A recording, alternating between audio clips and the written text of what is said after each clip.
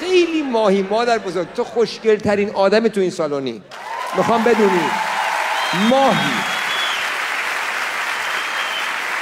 70 80 90 170 فرقی نمیکنه.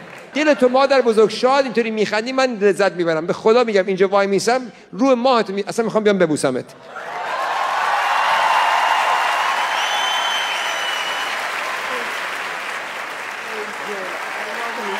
I love you. افغان هستین؟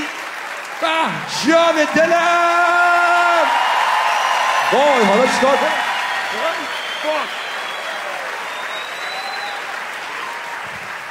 خیلی ماهی از نزدیک متوجه شدم 60 بهت میخوره.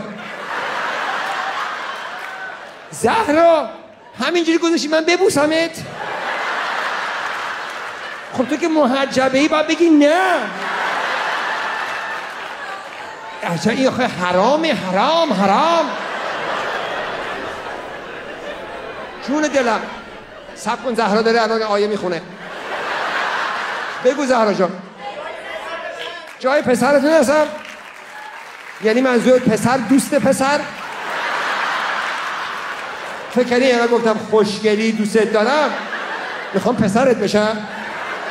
نه قربونت برم، آمدم از آمریکا اومدم آلمان یه چیزی گیرمون بیاد.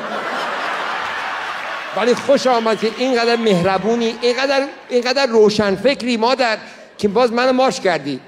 به خدا میگم خیلی کار قشنگ زیبایی کردی.